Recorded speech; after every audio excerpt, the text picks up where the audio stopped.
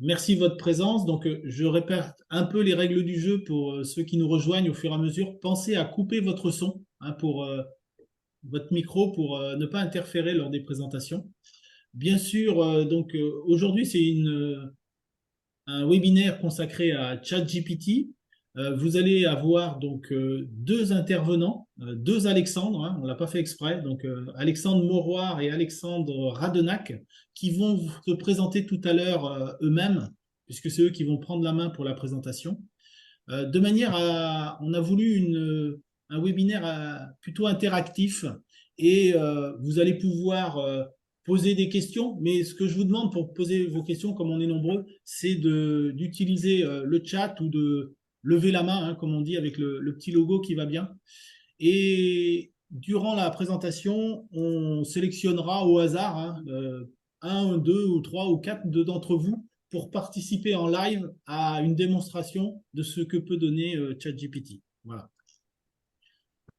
Alors, on attend un petit peu, voilà. Donc, ce que je vous propose, c'est de commencer tout simplement. Alexandre Mauroir euh, de AM, de Web et AM Web multimédia. et multimédia va commencer. Je lui laisse la main, Alexandre, et je te laisse présenter tout ça. Ouais, ça marche. Oui, je l'ai vu le mail ce matin. Ouais, Alors, dites-moi. je suis en train Merci de couper votre son. Merci de couper le son.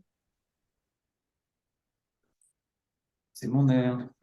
Vas-y, vas-y, Eh attaque. ben donc bonjour à tous. Ravi de faire cette intervention ce matin avec la CPME. Donc sur ChatGPT, donc qui est une petite brique de l'intelligence artificielle, hein, parce que l'intelligence artificielle ne se limite pas à ChatGPT, c'est celui qu'on entend le plus parler en général dans les médias. Mais si on dit l'intelligence artificielle, c'est ChatGPT, forcément, on n'a qu'une toute petite brique de l'intelligence artificielle.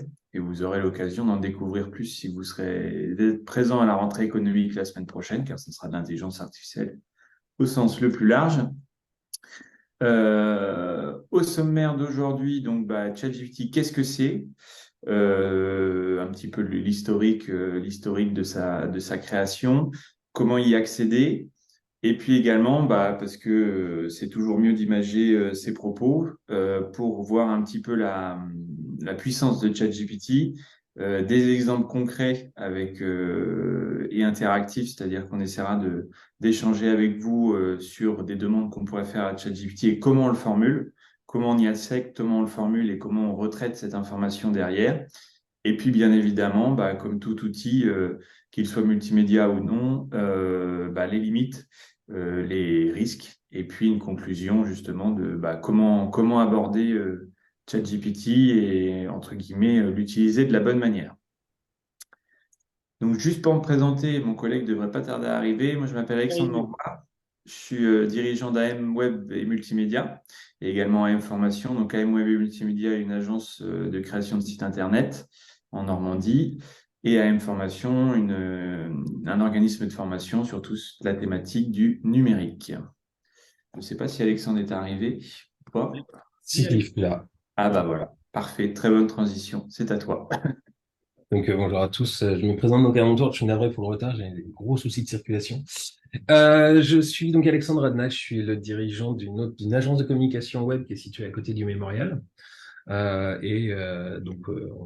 trois axes de métier, la communication traditionnelle, de tout ce qui est création graphique, print, etc. Tout l'axe qui est vraiment notre cœur de métier du web, donc que ce soit la conception, la création de sites, l'audit. Ou le troisième axe, tout ce qui permet de développer le trafic sur le site, où on va trouver ici le référencement, les campagnes Google, l'animation des réseaux sociaux du site, etc.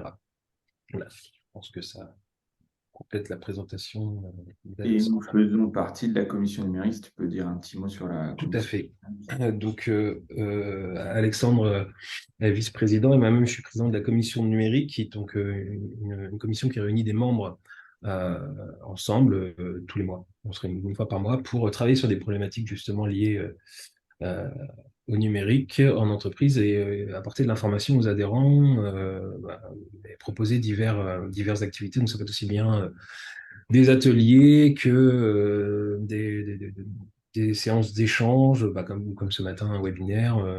La semaine prochaine, on a aussi un événement. Enfin voilà, il y a différentes façons d'apporter du conseil, de l'information aux adhérents de la CPME par le biais de cette commission.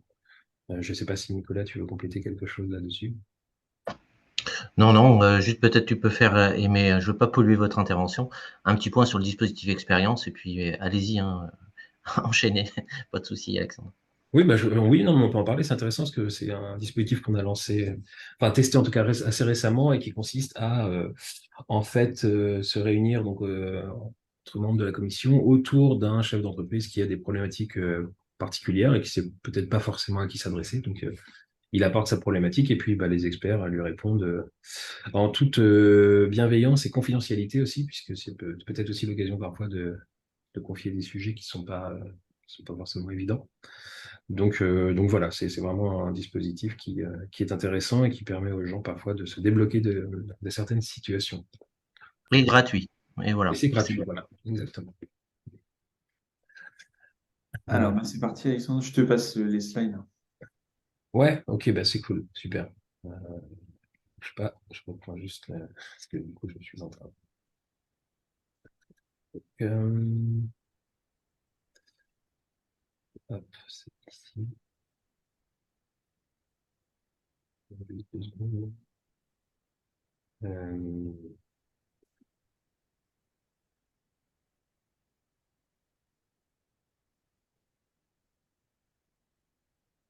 Connexion en train de se faire, ça arrive. non, c'est moi qui suis connecté. Hop, j'organise juste mon bureau pour bien voir tout en même temps. Voilà. Donc l'idée qu'on a eue avec Alexandre quand on nous a demandé de préparer cette intervention-là, c'est qu'on s'est dit que ce serait assez intéressant et amusant de laisser, pourquoi pas, justement, cette intelligence artificielle se présenter elle-même. L'idée en fait de ChatGPT, je pense que vous avez tous au moins entendu parler récemment de cela, c'est que c'est un programme informatique donc qui est accessible en ligne par divers biais qu'on va évoquer juste après. Donc vous pouvez y accéder soit au travers de votre navigateur, soit au travers de votre téléphone, puisqu'il y a aussi une application. Ça a été créé par une entreprise qui s'appelle OpenAI, donc OpenAI en français, donc AI pour Artificial Intelligence. Donc c'est un conglomérat d'entreprises américaines qui a été fondé entre autres par Elon Musk, qui n'en fait d'ailleurs plus partie aujourd'hui. Et c'est actuellement plutôt Microsoft qui est en train de prendre la main sur cette entité-là. Et donc, pour vous montrer l'efficacité de l'outil, on va laisser ChatGPT se présenter lui-même. C'est-à-dire qu'en fait, on lui a demandé de se présenter tout simplement, sans plus d'instructions. Et on a utilisé après un autre outil d'intelligence artificielle qui, lui, à partir d'un texte, génère à la fois un visage et un texte. Et donc, en fait, ce que vous allez voir, c'est complètement 100% issu de l'IA. En quelques minutes, on a un personnage qui nous présente un texte généré par ChatGPT. Je suis un programme informatique appelé ChatGPT, créé par des chercheurs en intelligence artificielle. Je suis conçu pour comprendre le langage humain et répondre aux questions en générant du texte de manière intelligente. Vous pouvez me considérer comme une sorte d'assistant virtuel qui peut vous aider avec des informations, des idées, des conseils, ou même simplement discuter avec vous sur divers sujets. Voilà, donc on a fait quelque chose de rapide. Je suis un programme informatique. Pardon. Il est super bavard. L'idée, voilà, c'était de vous montrer que on peut. Et encore, ça, c'est quelque chose qui a été fait en quelques minutes. Oui, on en est passant vraiment sur de la davantage. minute. Pardon? On est vraiment sur de la minute. Ah oui, complètement. En passant davantage de temps sur ce type d'outils, on peut obtenir quelque chose d'encore plus réaliste, voire quasiment du temps réel. Je vais passer la parole. Faut vraiment imaginer un chat GPT comme un outil capable de comprendre et générer du texte de manière très intelligente pour vous. C'est un petit peu un assistant virtuel qui vous allez pouvoir dialoguer vraiment à la manière d'un humain avec lui, donc de manière textuelle par contre, pour l'instant en tout cas. Il va vous répondre, comprendre vos questions, vous en poser d'autres souvent, parce que finalement il va vouloir plus d'informations pour pouvoir vous donner une réponse plus personnalisée ou plus concrète, cohérente. Et il faut surtout pas voir ChatGPT en disant je vais l'utiliser comme du Google avec du mot-clé. Non, il faut vraiment lui parler avec des phrases, sujet, verbe, complément, qu'est-ce que j'ai besoin, qu'est-ce que je fais entre guillemets comme activité professionnelle pour qu'il puisse me faire des réponses en lien avec mon activité professionnelle. Et dans beaucoup de cas, il peut être assez bluffant parce qu'il va vous poser des questions à la manière d'un expert de votre domaine pour pouvoir comprendre vos spécificités et particularités. Donc, comment on accède à ChatGPT? C'est assez simple. Je suis un programme informatique. Voilà. Deux manières d'y accéder. Donc, sur votre ordinateur, sur n'importe quel navigateur Internet. Donc, on verra tout à l'heure que je vais le faire en live pour accéder sur Google, vous tapez ChatGPT. On verra que je ne vais pas vous dévoiler la suite. Juste pour dire également qu'il existe une application sur mobile, donc Android et iOS pour tous les appareils Apple. Faites attention cependant, il y a énormément d'applications sur les stores des deux systèmes qui sont des versions entre guillemets factices qui s'appellent chat g.p.t ou des choses comme ça, avec un logo qui est assez similaire pour pouvoir, entre guillemets, capter une partie du trafic de ChatGPT. Et derrière, vous n'avez pas forcément ChatGPT et sa puissance. C'est surtout le point qu'on voulait aussi aborder pour la partie mobile. Donc, c'est vraiment pour vérifier si vous téléchargez la bonne. Vous avez toujours le nom de l'éditeur de l'application qui est marqué pas loin des notes en général. Hein. Vérifiez bien que c'est OpenAI qui est l'éditeur de l'application que vous téléchargez. Sinon, vous aurez une application en général édulcorée avec une puissance moindre et ça pourrait vous faire dire bah mince, en fait, ChatGPT, c'est moins intelligent que ce que je ne pensais. Et également des données qui peuvent partir à d'autres endroits que chez OpenAI et pas forcément traitées de la même manière. Alexandre reviendra certainement un peu plus bas sur les limites et les conclusions par rapport à ce point-là. Sur ordinateur, c'est assez simple. Vous vous connectez donc sur Google ou n'importe quel moteur de recherche, hein, si vous en avez un autre. Vous tapez donc ChatGPT. Vous allez arriver, en général, il va être le premier, ce qui est plutôt bien placé sur Google. Vous allez arriver sur un URL qui s'appelle chat.openai.com. Comme dit précédemment, la société éditrice de ChatGPT et d'autres intelligences artificielles s'appelle donc OpenAI. Donc, ne vous inquiétez pas. Quand vous cliquez sur ChatGPT, vous allez arriver soit directement sur ChatGPT, parce que là, je suis connecté.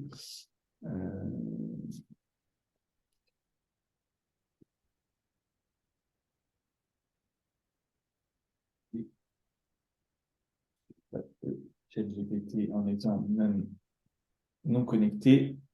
Ici, vous allez arriver sur, donc bien vérifier que vous êtes sur chat.openai.com et là, vous inscrire ou vous connecter si vous avez déjà un compte. Donc, il fait la liaison avec compte Google, compte Microsoft, etc. Vous n'avez pas forcément besoin de redonner toutes les informations. Si je mets sign up ici, il va nous proposer Google, Microsoft et Apple, sinon l'adresse mail avec un mot de passe. Et vous êtes prêt à utiliser l'application. Alors, l'application OpenAI, donc ChatGPT, est pour l'instant uniquement en anglais, mais vous allez voir que l'effort de traduction en anglais va être minime parce qu'après, tout le moteur d'intelligence artificielle, vous allez pouvoir lui parler en français. Ça va être juste les boutons, comme là, voilà, email adresse, continue, et puis quelques boutons qu'on va voir dans l'interface après, qui va être en anglais. Mais normalement, même sans être bilingue ou même avec quelques notions, même je dirais presque zéro notion en anglais, vous êtes capable de vous en sortir avec ChatGPT sans souci. Donc, une fois que vous êtes connecté, vous allez arriver sur une interface comme celle-ci, avec toutes les discussions que vous allez avoir avec ChatGPT. On en parlera tout à l'heure. En fait, à chaque fois que vous allez devoir lui demander des nouvelles choses, pas forcément en lien avec des précédentes informations. Vous allez pouvoir commencer un nouveau fil de discussion avec lui, un nouveau sujet. Et ensuite, tout va se passer au niveau ici, comme une messagerie un petit peu instantanée, un petit peu comme les SMS. Vous allez pouvoir lui écrire des messages. Je lui mets juste bonjour.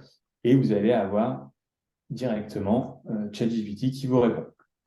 Et donc, on va vous montrer différents exemples justement pour utiliser ChatGPT. Et je vais laisser donc la place à Alexandre pour le premier cas de figure. Donc là, c'est moi qui vais tirer au sort, c'est-à-dire que comme on a voulu de l'interaction entre vous et les deux Alexandres, alors là, je prends au hasard. Alors j'espère que vous êtes présents. Attention, je vois Nathalie Albou. Est-ce que Nathalie Albou est là? Oui, Nathalie, oui, bonjour. bonjour. Bonjour, je Bonjour suis là. Nathalie. Pas Je de suis chance, là, ça tombe sur effectivement. vous. Mince. Vous êtes volontaire pour souffrir? Bah, je sais pas, on va voir. Dites-moi ce Voilà. que je dois faire. Voilà. Eh ben, vous allez suivre ce que va vous dire Alexandre. D'accord? D'accord, très bien. Et Alexandre, partager son écran. Ouais, je reprends l'écran. Hop.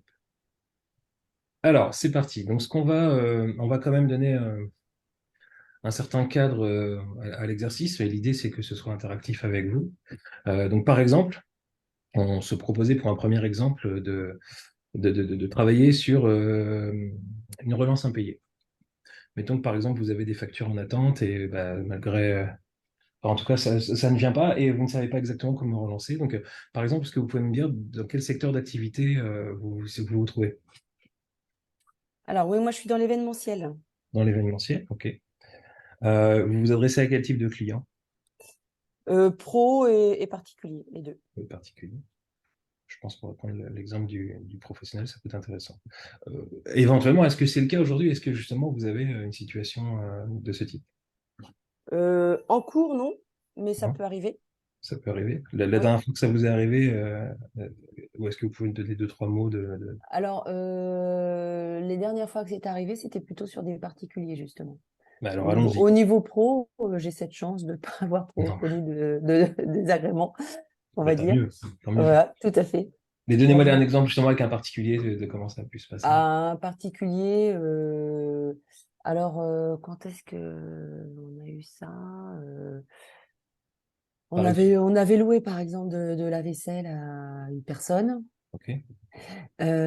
qui nous a... donc, on fait payer en général les particuliers au moment où ils prennent la vaisselle, sauf que quand elle nous a ramené la vaisselle, il y avait enfin, je pense que tout avait dû se casser la figure dans son coffre de voiture et en fait, il y avait plein de choses de cassées. Et donc, on a renvoyé une facture complémentaire pour le remboursement de la vaisselle cassée et on n'avait pas été payé ça. D'accord. Et donc ça n'a pas été réglé, donc vous avez de la casse et vous n'avez pas pu. Voilà, c'est ça. Bah, ça a été pour nous. Ah bon, c'est un super exemple. Alors, on va donc, vous voyez bien mon écran. Alors, je vais essayer Oui, de zoomer parce que j'ai cru lire dans le chat que c'était pas forcément facile à lire. Donc, on va lui. J'ai zoomé aussi moi, pour la prochaine. On va lui dire. Moi, j'ai tendance à toujours commencer par bonjour, mais c'est pas obligatoire. Donc, je suis à la direction d'une agence événementielle pour professionnels et particuliers. Donc, c'est bien de lui donner toujours un petit peu de contexte, de savoir exactement au départ, dans quelle situation vous produisez cette demande-là.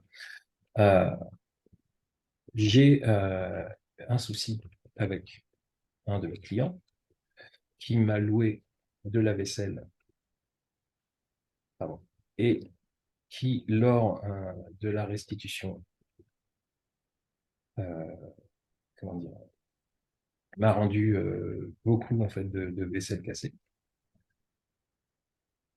Malgré une facture complémentaire envoyée il y a, on va dire, un mois. Là, évidemment, on peut préciser les réelles dates. Hein. C'est même intéressant de donner des choses très précises parce qu'il va les réutiliser vraiment dans le contexte. très bien. Aujourd'hui, je reste en situation d'impayé. Voilà. Donc là, on lui a donné le contexte. Maintenant, on va ajouter écris-moi une lettre de relance pourquoi pas, on peut lui dire un peu comment on a envie qu'elle soit, vraiment poli mais ferme, euh, pour que la situation se règle rapidement. Donc là, il va vous préparer le corps de texte. Alors parfois, vous allez pouvoir constater qu'il y a des formulations qui ne vont pas forcément ressembler au style que vous utiliseriez, mais vous voyez, il vous prépare toute une trame. Je me permets de vous écrire en lien avec la facture numéro émise le lien concernant la location de vaisselle pour votre événement dont la date était le. Donc il vous prépare aussi toute une trame avec la possibilité de venir compléter. Nous avons été ravis de pouvoir contribuer à la réussite de votre événement, nous avons fait de notre mieux, etc. Cependant, il était porté à votre attention que la restitution de la vaisselle, un nombre significatif d'articles était endommagé ou cassé, ce qui entraînait des coûts supplémentaires pour votre entreprise. Donc, conformément à nos termes et conditions de location, nous avons envoyé une facture complémentaire date de la facture pour couvrir les frais de remplacement de la vaisselle cassée. Cependant, à ce jour, cette facture n'a pas été réglée. Notre comptabilité indique un impayé depuis un nombre de jours à préciser.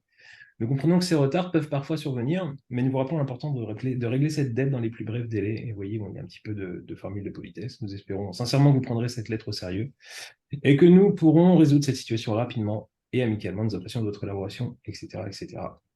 Globalement, on est sur quelque chose déjà d'assez précis par rapport au contexte que vous avez donné.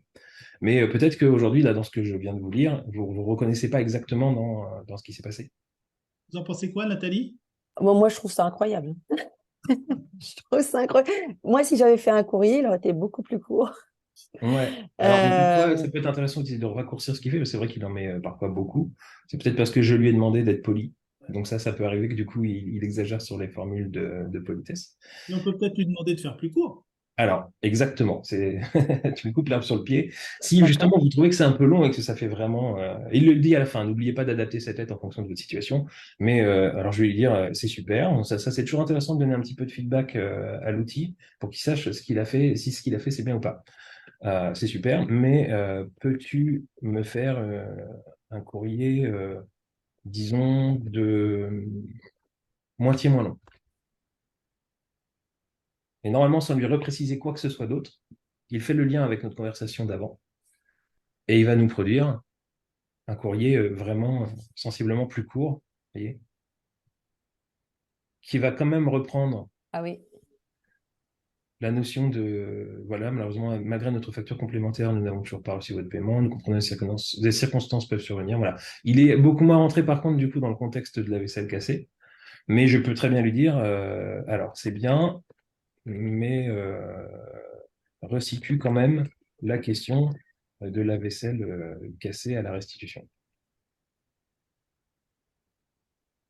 En fait, vous lui parlez vraiment comme si c'était... Ah oui, c'est incroyable.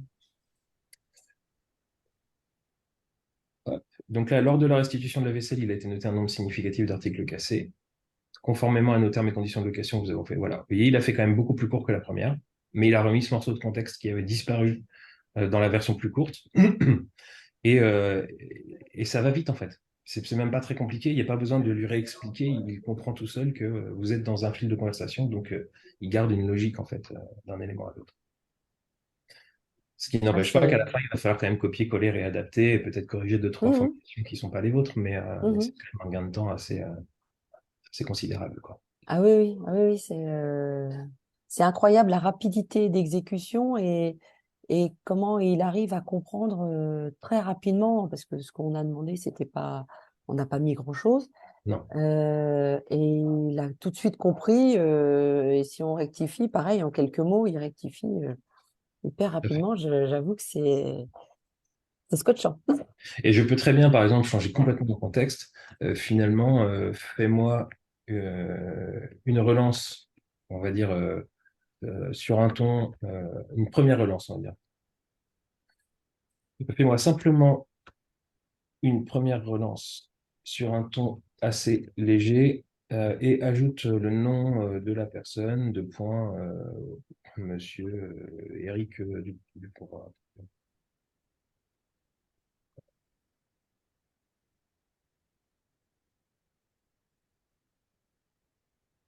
Et du coup, il va intégrer les éléments que je lui donne. C'est-à-dire que si j'avais donné les dates, les montants, etc., il aurait de toute façon intégré tout ça au lieu de me mettre des crochets où moi je vais devoir modifier. Il est capable d'intégrer, si vous lui donnez vraiment des éléments précis au départ, ben, il va les intégrer directement dans la lettre. Et voilà, bon là, il a visiblement fait une lettre un petit peu plus, entre guillemets, J'espère. gentil, quoi. Et néanmoins, il a gardé les instructions d'avant, vous voyez. Il parle toujours de la vaisselle cassée. On a une longueur globale de courrier qui est plus court que la première génération. Mais cette fois-ci, il a rajouté les éléments que je lui ai proposé d'ajouter. Et si tu lui demandes la dernière relance, Ah oui. beaucoup plus. C'est ça. Bon, finalement, mon client. Parce qu'on pourrait, comme vous le montrez Alexandre tout à l'heure, sur le côté, moi je les ai cachés, mais sur le côté, on a les fils. Je peux très bien revenir plus tard sur ce fil de discussion et lui dire, bon, finalement, mon client, ça fait maintenant 3 mois et je n'ai aucune nouvelle. Peux-tu me faire une mise en demeure, on va dire, très claire? Et là, voilà, sans avoir même à resituer quoi que ce soit du contexte, il va récupérer les éléments d'il y a 2 mois, de la discussion qu'on avait eue, et puis là, cette fois-ci, il va être un petit peu plus, voilà. Malgré nos précédentes tentatives de résolution amiable de cette question et l'envoi de relance, il est regrettable de constater que la somme due demeure impayée depuis maintenant 3 mois. Donc, il a adapté les éléments en live, etc. Et quasiment, enfin, moi, sincèrement, je m'en suis déjà servi pour des courriers importants où des fois on hésite sur des formulations. C'est impressionnant parce que quand on lit, enfin, moi, je me suis trouvé plein de fois à me dire, mais j'aurais pas écrit mieux, en fait. C'est même extrêmement bien formulé. C'est clair que effectivement, on peut pas. Enfin, c'est sûr qu'on fait pas mieux. C'est propre, quoi. Enfin, vraiment, Ouais, c'est ouais. très Il manque des fois d'adaptation, hein. Le but, c'est d'avoir un début de cadre et puis. Exactement. Mais Ça, ça s'adapte toujours de toute façon. Des fois, moi, pour l'utiliser aussi comme Alexandre, et ben, sur 5 paragraphes du courrier, on va en utiliser 4, quoi. Parce que le c'est ça. C'est ça. cinquième, il est un peu moins, ou on se dit, bon, j'aurais pas mis ça. Et voilà, mais ça donne déjà une bonne base. Et il y a un autre truc qui fait gagner du temps, mais tout simplement, c'est que parfois, ouvrir une lettre, commencer à remettre le nom, etc., ça aussi, ça peut être chronophage. La forme, tout ce texte un peu qu'on met tout le temps, bah, en fait, le fait que lui, il prépare très très vite, ça aussi, c'est un gain de temps, même pour des lettres très simples, en fait. Et ensuite, on peut faire un copier-coller de Ah, bien tout sûr. ce qu'il écrit. Voilà, tout ce que j'ai ici, en fait, le texte, si vous voulez, je peux tout, voilà, je peux Mhm. tout copier, mettre ça dans une lettre, et voilà. D'accord, Et après, il n'y a plus qu'à compléter. Et je propose de d'accord. passer Il n'y a pas la parole. d'exportation Formidable. possible. Il n'y a pas d'exportation possible vers un Word, un Excel. Alors, pas sous ce format-là. En fait, ici, vraiment, c'est l'interface en ligne d'interaction. Donc, en fait, on fait du copier-coller. Mais par contre, il est possible, au travers d'un développement de programme, bien sûr, d'appeler ChatGPT depuis un autre programme en lui passant ces instructions-là et en insérant ce qu'il nous renvoie dans ce qu'on veut. En fait, en programmation, on peut intégrer ça dans un Word, dans un Google Doc, dans un programme qu'on a en interne, s'il y a une compatibilité entre ces éléments-là. Donc ça, c'est le niveau supplémentaire du gain de temps et de la productivité. Mais déjà, en tout cas, l'avantage, c'est que ça, comme le disait Alexandre tout à l'heure, c'est en ligne, c'est accessible par tout le monde et c'est gratuit. Je propose qu'on passe sur le deuxième exemple, Alexandre. Merci Nathalie. Donc moi, Avec plaisir. Merci à prends vous. l'écran. Hop, c'est parti. Alors là, on passe à notre exemple, hein, on est bien d'accord? Tout à fait. Donc je tire au sort, alors je fais la roulette, et là j'ai iPhone de Philippe. iPhone de Philippe, une fois, 2 fois, 3 fois. Il est parti prendre un café. Alors, Là, c'est peut-être le micro, non, qui est coupé. bah oui, mais il m'entend quand même, normalement. Ouais, après sur les iPhones, je sais que c'est pas forcément pratique, hein, Bon, alors j'ai Julie Fouquet. Pas de chance. Oui, je suis là. Ah, Effectivement, le son était coupé. voilà. Bonjour Julie. Bonjour. Je vous ai choisi parce que c'est le nom de ma fille. Prénom de ma fille. Voilà. Bon, c'est pas du hasard alors. Ah, si c'est pas du hasard, faut relancer. Ouais. Ne vous inquiétez pas, on va en retirer d'autres. Ah bon. Alors, je vous laisse dans les mains d'Alexandre, Julie. Donc, juste pour préciser avant, bonjour Julie, juste pour préciser, Alexandre vous montrait un écran noir et moi plutôt un écran blanc. Ça, c'est juste dans les préférences de ChatGPT si vous voulez le mode clair ou sombre. C'est exactement la même interface que l'on a tous les deux. C'est juste que Alexandre préfère le mode sombre et moi le mode clair. Oui, c'est vrai. Alors, moi, je voulais vous aborder le cas également d'un courrier que vous auriez à faire, comme vous avez peut-être déjà fait, pour justifier et expliquer des augmentations tarifaires liées à plusieurs facteurs. Et des fois, on ne sait jamais trop comment aborder ça, on y dire ça va être plus cher parce que l'Ukraine, parce que ceci, parce que cela, parce que le Covid. Bon, des fois, on se dit Covid avant d'autres, donc les clients aiment bien des fois un petit peu plus de détails. Et là, ChatGPT, il va vous faire le courrier, mais éventuellement par rapport à votre secteur d'activité également, il va pouvoir vous proposer éventuellement des débuts de piste de pourquoi vous allez augmenter ou vous avez augmenté vos tarifs et voir dans quel cas vous allez vous y retrouver. Donc, je vais faire le même exercice qu'Alexandre. Je vais vous laisser juste vous demander votre secteur d'activité pour commencer. Alors, moi, je fais du coaching. D'accord, donc du coaching. Dans quel domaine? Coaching de vie, on va dire. Coaching de particulier et un peu de professionnel aussi. Plutôt dans le médico-social.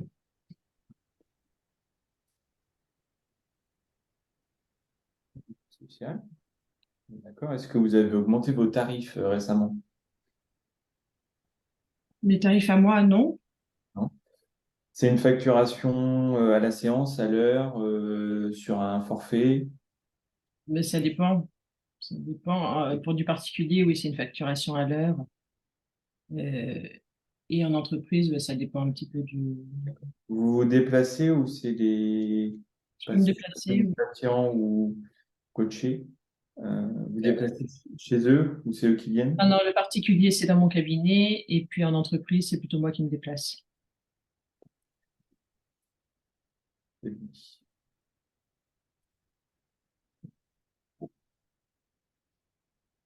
On va faire les deux petits exemples. Déplacement.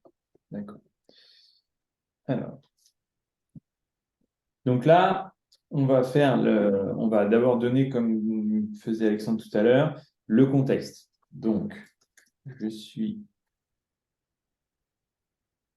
une coach de vie à destination des particuliers et professionnels. Puis deux fois sur la mauvaise touche. Dans le secteur social.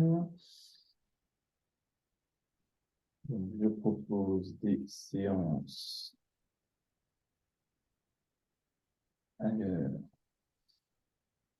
dans mon cabinet pour les particuliers et des séances en entreprise directement sur un lieu de travail des salariés.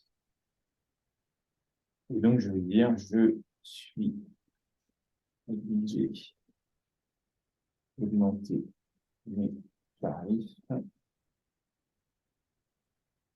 Donne-moi des raisons qui expliqueraient cette augmentation.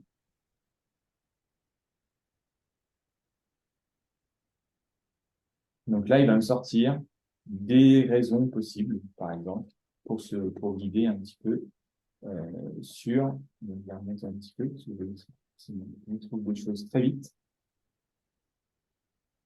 Donc là, il va nous mettre en premier exemple l'expérience et l'expertise accrue, donc avec une petite argumentaire, la demande croissante, le coût opérationnel. Donc là, les loyers, les assurances, les frais de déplacement, l'investissement dans la formation continue, l'évolution de la demande.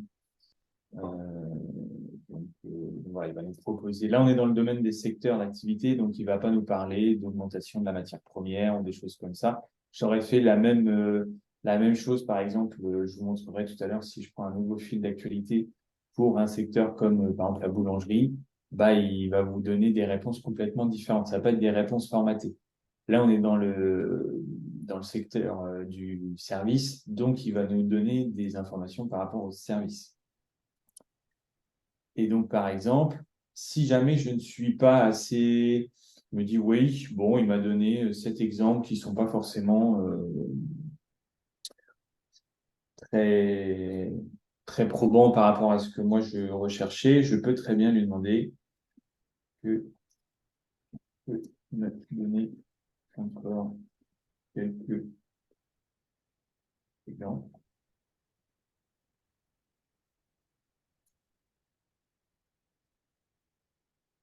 Là, vous voyez, il va me redonner d'autres. Par exemple, l'investissement dans des outils ou des ressources supplémentaires. L'évolution des normes. Donc là, il m'a mis de l'industrie, mais voilà, bon, l'inflation, bah, il va sortir des choses différentes. Il va m'en avoir sorti 8 autres qui ne sont pas dans la même chose. Et là, je vais maintenant lui dire, prépare-moi un courrier pour les particuliers avec les arguments. Donc, je vais prendre, par exemple, les coûts opérationnels, donc le 3, je vais juste les arguments coûts opérationnels.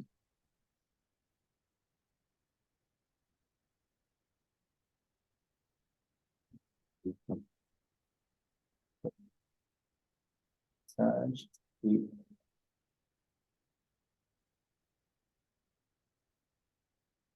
l'investissement dans des outils supplémentaires. Le deuxième message.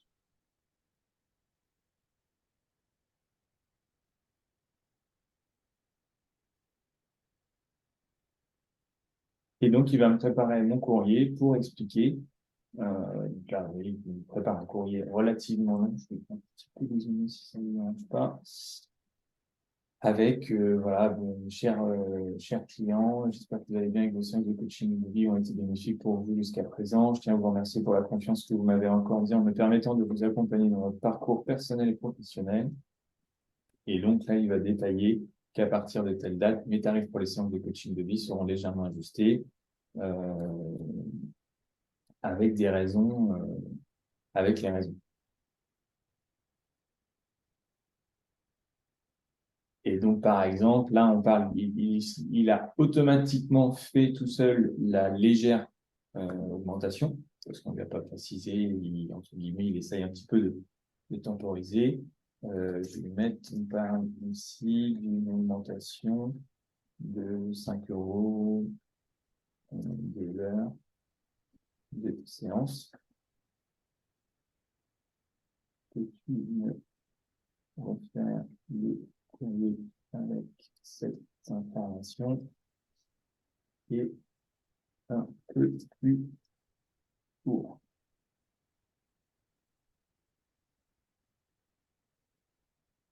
Donc là, toujours dans les 2 premières phrases qu'il vous donne, il va vous remettre un petit peu votre demande.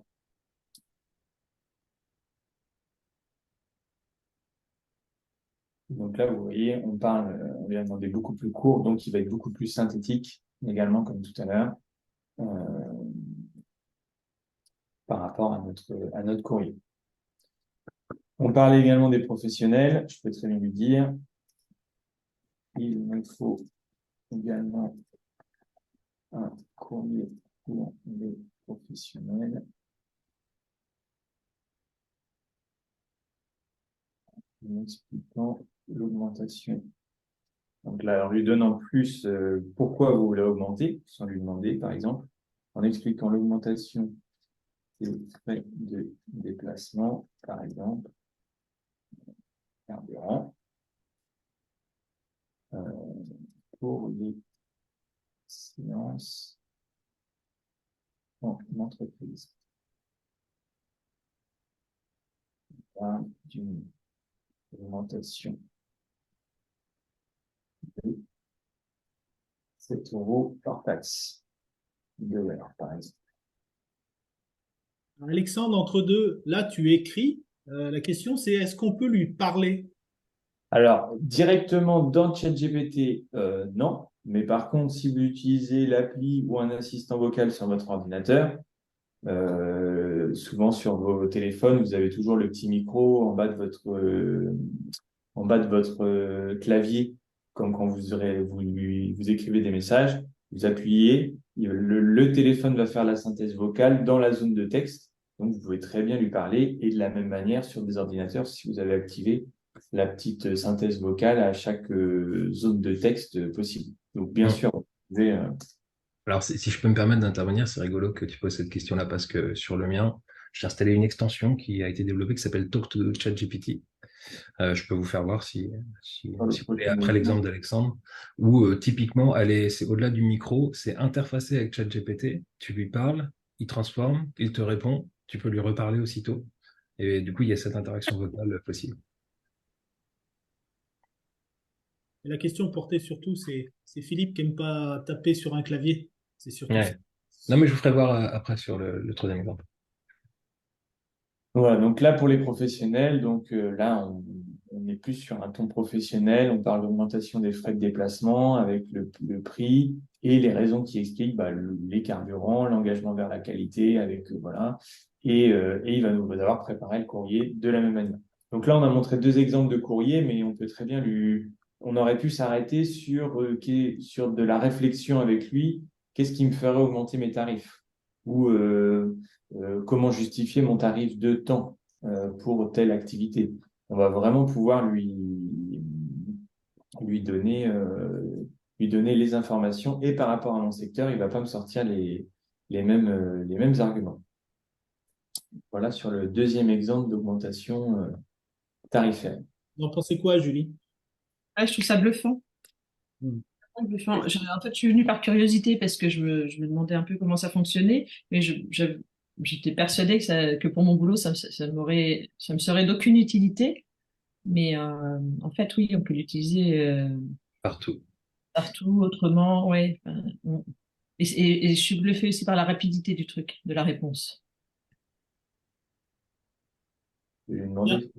Donc, ce que je vous propose, parce que le temps avance, on a prévu un cas libre, c'est-à-dire le faire en live. Et je prends au hasard. Hein. Attends, Jean-Philippe, Pardon. est-ce que je peux te proposer quelque chose parce que j'ai préparé justement un truc par rapport au troisième. Vas-y. Il faudrait juste que je reprenne la main.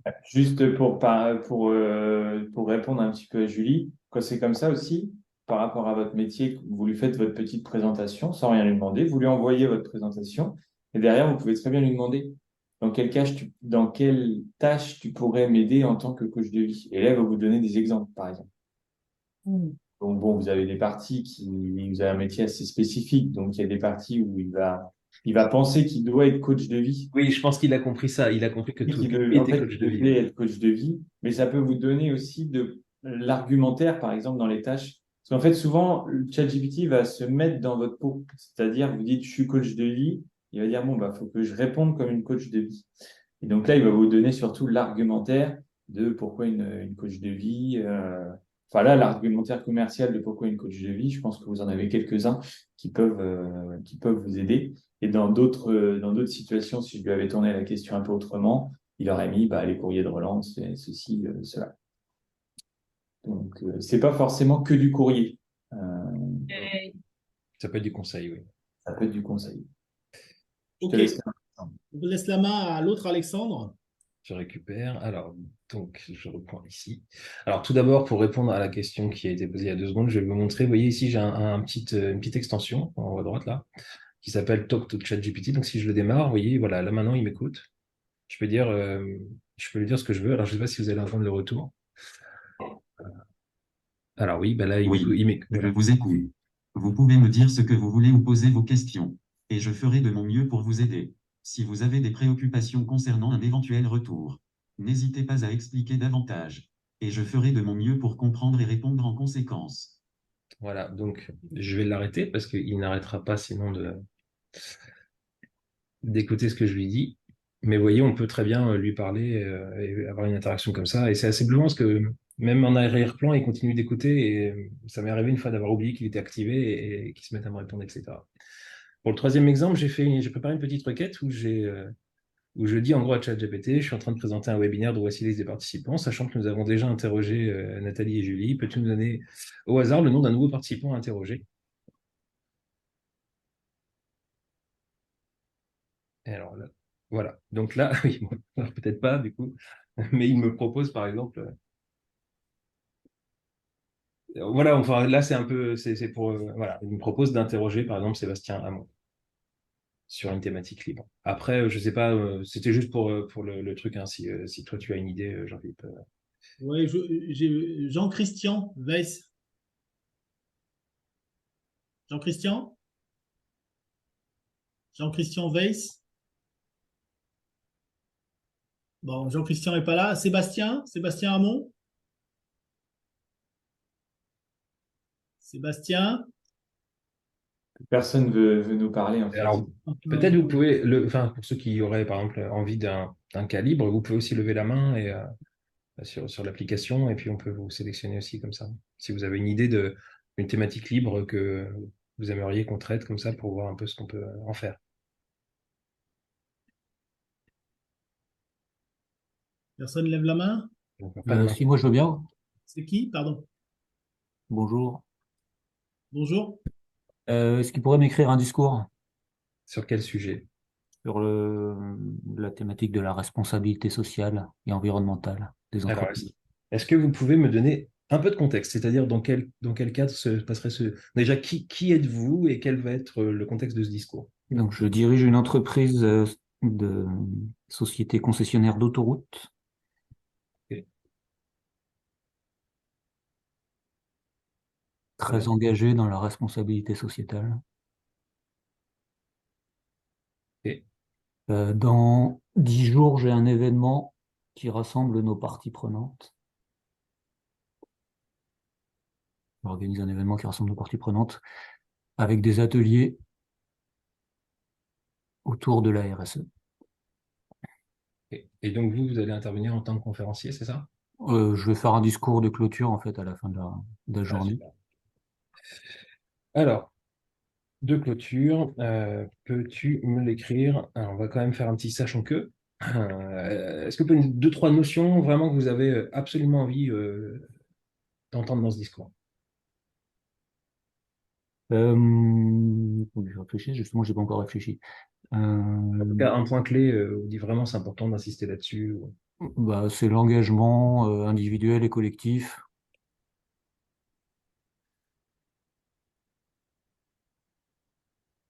des salariés et des acteurs du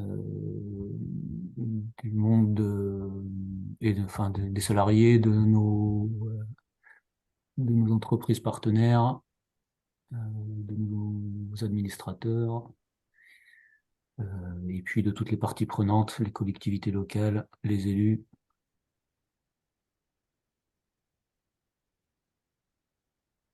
On essaye? Ouais, Je sais pas s'il va réussir à contextualiser, mais on peut essayer comme ça. je sais pas préciser le nombre de mots du discours, peut-être. Alors on peut lui demander, comme tout à l'heure je l'ai fait, on peut aussi lui demander de rallonger si jamais on trouve que Ouais. c'était court, vous voyez. Donc je tiens tout d'abord à exprimer ma gratitude pour votre présence aujourd'hui. Cette réunion dédiée à la responsabilité sociale des entreprises, à cet événement, pardon, à cette réunion. Cet événement a été une occasion exceptionnelle de réunir nos parties prenantes, de partager nos valeurs et nos engagements. Vous voyez, bon, il a fait je peux vous l'envoyer si vous voulez, hein. Non, non, je le referai, mais c'est marrant parce que ça fait une trame. Après, j'aurais plein de choses à raconter, mais ça peut faire des phrases un peu type, un peu bateau, pour expliquer. Tout à fait. Et là, vous pouvez dire, bon, bah, c'est un bon départ. Peux-tu étoffer encore en ajoutant telle ou telle notion En ajoutant une référence au bilan carbone. Ah bah, par exemple, sachant qu'il a, alors en plus ça répond à une question qui a été posée tout à l'heure dans le chat, mais il a une base de connaissances qui s'étend jusqu'à fin 2021. Ça veut dire que jusqu'ici, il était connecté à Internet et il se nourrissait en fait de ce qui était dessus. Donc il s'y connaît beaucoup. En gros, vous retrouvez l'intégralité de Wikipédia à l'intérieur, etc. Enfin voilà, il a énormément de connaissances. Donc la RSE, il sait ce que c'est. Tout ce qui en découle, il sait ce que c'est. Et il se nourrit aussi des échanges qu'il a avec les gens depuis qu'il est mis en ligne. Mais il va toujours le faire passer au second plan par rapport à ce qu'il a appris avant. Je vais vous donner un exemple concret. Ah ben, je vais vous donner un exemple concret. Si je lui demande par exemple qui est ministre, qui est Premier ministre, qui est le Premier ministre français, normalement, il devrait répondre, voilà. il va me dire que c'est Jean Castex, parce qu'il s'est arrêté en septembre 2021. Si je lui réponds juste c'est faux,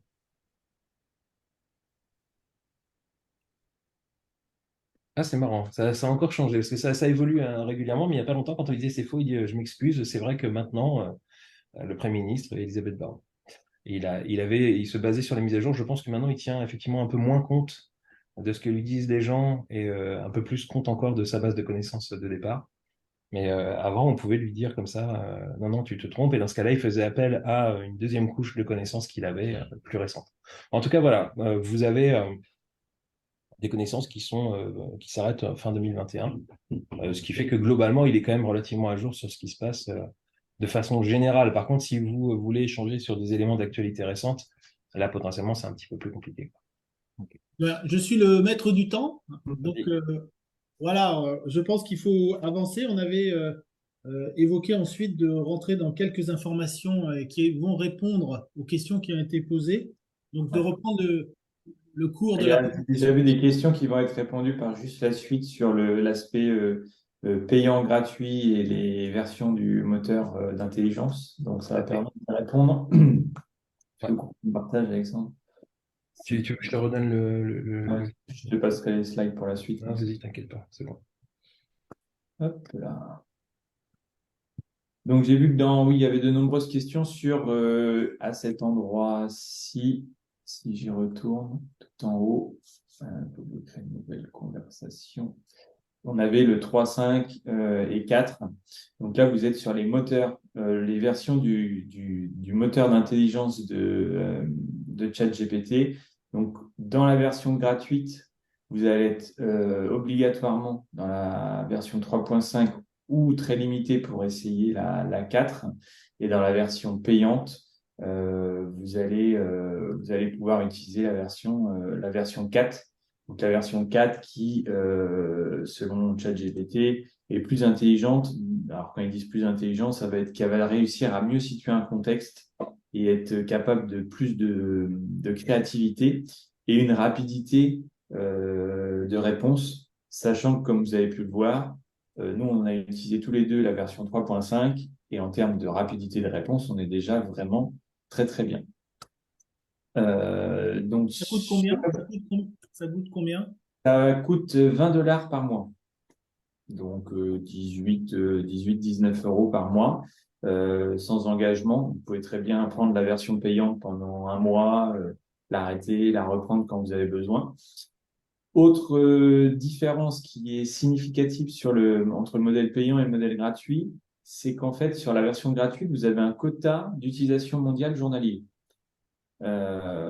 C'est-à-dire qu'en fait, OpenAI a défini un nombre de requêtes que la version gratuite pouvait demander au moteur d'intelligence artificielle de manière mondiale. Donc, il se peut que si vous gardez la version gratuite, que de temps en temps, quand vous voulez aller questionner ChatGPT, il vous dise « Désolé, il a atteint sa capacité quotidienne d'utilisation. Merci de revenir plus tard. » Donc, il se peut que sur le modèle gratuit, vous n'ayez pas à disposition ChatGPT de manière 100% sûre. Donc, des fois, si jamais vous voulez quelque chose assez rapidement, un courrier assez rapidement, ça peut être un petit peu plus bloquant.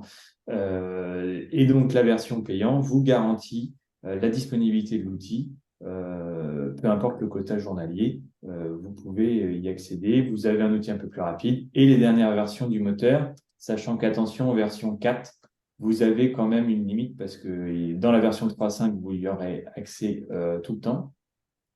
Et dans la version payante, donc vous avez accès à ChatGPT 4 et en ce moment, il a une capacité pour chaque utilisateur de 50 messages toutes les 3 heures. Sachant que là, on va dire que moi et Alexandre combinés, si on avait utilisé le 4, on l'a dû lui donner 7 messages pour tout ce qu'on lui a demandé. 7-8 messages peut-être. Donc voilà. Et ça, ce quota change en fait en fonction de l'utilisation chaque jour. Et vous avez accès toujours aux dernières versions. Et même ce matin, en version payante, il m'a proposé d'accéder en avant-première à la version française, c'est-à-dire traduite partout. Donc, ce que je n'ai pas fait pour la présentation, parce que c'est une version C'est même pas une pré-version avant mise en ligne, c'est une version, ce qu'ils appellent alpha, donc vraiment aux prémices. Voilà la majeure différence entre le gratuit et le payant. Et donc, ce qu'il faut vraiment retenir là, c'est la disponibilité de l'outil, surtout. Parce que déjà, avec le moteur 3.5, vous pouvez aller très, très loin. Et pour être tout à fait honnête, la différence et la frontière entre la version 3.5 et la version 4, ben, moi, humain, je la vois pas forcément. Enfin, j'ai pas forcément vu d'énormes différences pour l'instant sur ces versions-là, dans les cas que j'ai eu à utiliser, bien évidemment. Tout dépend de l'utilisation qu'on en fait par la suite. La même pour moi. Je vois pas énormément de différence. Mais j'ai la partie payante juste pour être sûr d'avoir ChatGPT quand j'en ai besoin, à n'importe quand. Et être sûr que ce matin, quand on a fait la présentation, on puisse vous faire la présentation et qu'ils ne nous disent pas que le quota avait été atteint. Oui, la 3.5 est largement suffisante pour les usages que vous pouvez avoir à faire. Je te laisse conclure avec ça, Alexandre, et on répondra aux questions ensuite. Tout à fait. Donc, on en a parlé de toute façon un petit peu pendant la présentation, mais effectivement, il y a quelques limites à ça. On l'a dit tout à l'heure, la base de connaissances s'arrête. Alors, je pensais que c'était décembre, mais c'est septembre 2021. Et il y a donc un risque forcément de lier un peu à la désinformation, c'est-à-dire que parfois, alors ça c'est un défaut de toute façon de général des IA, elles détestent dire je sais pas. Donc par défaut, comme en plus ce sont des prédictions mathématiques derrière, s'il y a un sujet où elle n'est pas sûre d'elle, elle va répondre quand même avec ce qui lui paraît le plus plausible et ce qui peut parfois être complètement faux. Donc par exemple, attention, si vous devez présenter par exemple un exposé technique, c'est pas forcément un bon outil. En tout cas, il faut confronter ce qui vous génère avec d'autres sources pour être sûr que justement, n'ayant pas les informations, il n'a pas comblé avec d'autres prédictions de texte qui viendraient pour lui être très pratique parce que comme ça, il renvoie quelque chose parce que lui, c'est son rôle, il doit envoyer quelque chose. Et alors qu'en fait, non, il vous a renvoyé une invention. Donc attention à bien contrôler si vous avez déjà, attention à bien contrôler de façon générale, mais encore plus si votre demande est technique. Il faut vraiment prendre le temps de le vérifier. Et puis, il faut aussi faire attention, c'est que vous pouvez être tenté, par exemple, de dire, on pense au discours de tout à l'heure, ou même pour la relance financière, si on va aller plus loin sur une thématique, par exemple, je sais pas, j'ai un problème avec mon comptable et je veux lui écrire, et du coup, je lui donne des données particulières de mon bilan ou de mes chiffres, eh bien, ce que je donne de mon contexte, de mes outils, voire de données personnelles, ça part directement dans une base de données qui, en plus, se situe aux États-Unis. Donc, faites attention à ça quand vous entrez des informations, à ce que ce ne soit pas des informations trop personnelles et qui pourraient après être réutilisées ou accédées par un tiers, par une autre requête, etc. Voilà, il faut rester quand même sur des choses un peu soft. Et puis, elle n'était pas listée parce que c'est quelque chose sur lequel je me suis renseigné j'ai eu une information il y a 2 jours, c'est qu'aujourd'hui, alors pas du tout dans le cadre de ce qu'on vous a présenté aujourd'hui, ça c'est le cadre en ligne, c'est très sécurisé et il n'y a aucun problème pour l'utiliser, vous vous exposez pas à ça. Mais on peut aussi appeler ce logiciel depuis un autre logiciel pour lui demander de traiter quelque chose.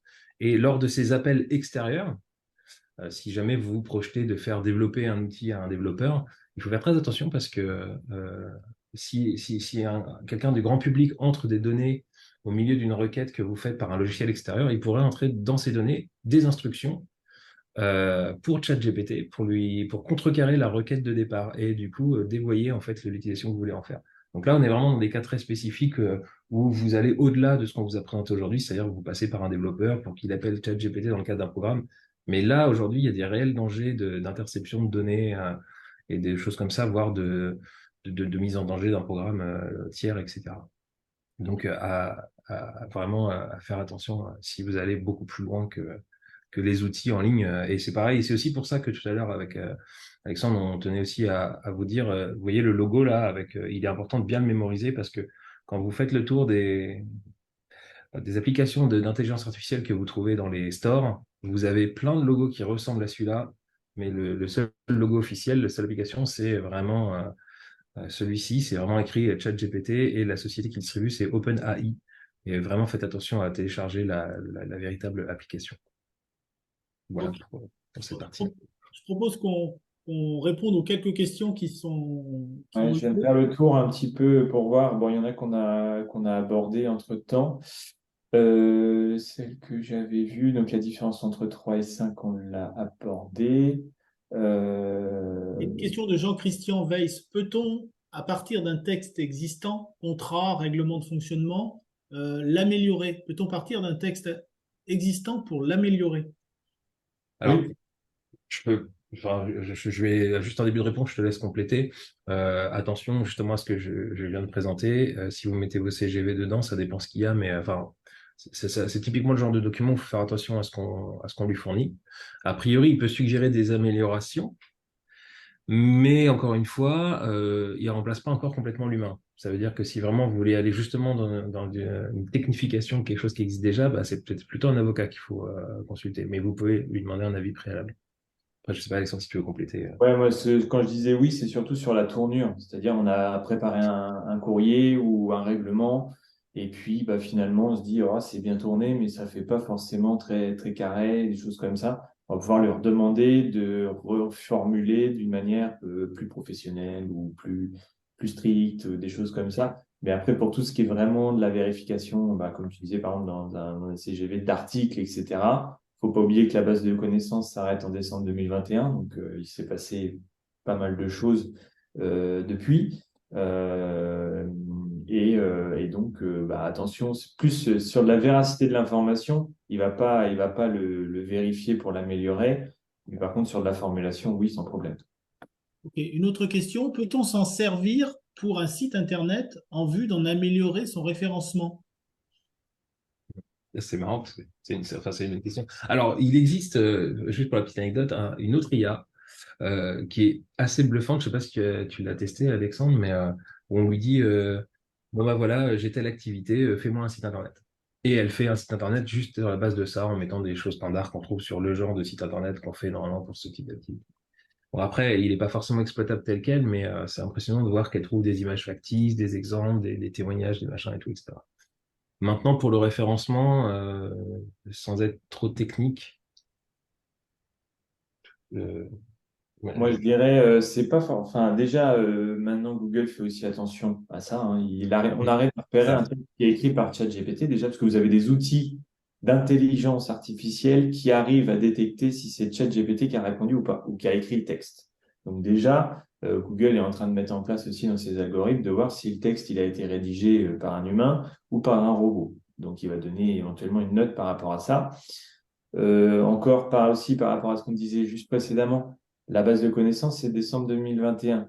L'algorithme Google changeant tous les mois, voire toutes les semaines sur certaines périodes, avec des versions minimes et des versions plus majeures un peu moins régulièrement. Mais il y a eu beaucoup de modifications de l'algorithme, donc il n'a pas forcément les derniers prérequis des différents algorithmes, sachant qu'il n'a pas le droit d'aller directement sur Internet. Donc, il peut vous donner les conseils un petit peu que vous avez trouvés sur des sites, les balises, etc. Mais de là à être sûr qu'il vous optimise le référencement, il faut quand même faire attention parce qu'à mon avis, dans les prochains mois ou années, il sera capable de voir que vous avez essayé de contourner les bonnes règles de Google en utilisant ChatGPT. Ok. Une autre, une autre question il y en a deux. Peut-on parler des plugins et avez-vous des exemples de prompts qui sont intéressants à tester via ChatGPT pour tout type d'entreprise? euh, bah, celle qu'a montré Alexandre tout à l'heure est intéressante. C'est par exemple, donne-moi X raisons d'augmenter mes tarifs. Mais typiquement, en fait, c'est vraiment le genre de choses qui peuvent les demander. C'est tiens, moi, aujourd'hui, je suis à la tête d'une boulangerie. En quoi, toi, euh, moteur d'intelligence artificielle, tu peux m'aider dans le fonctionnement de mon entreprise?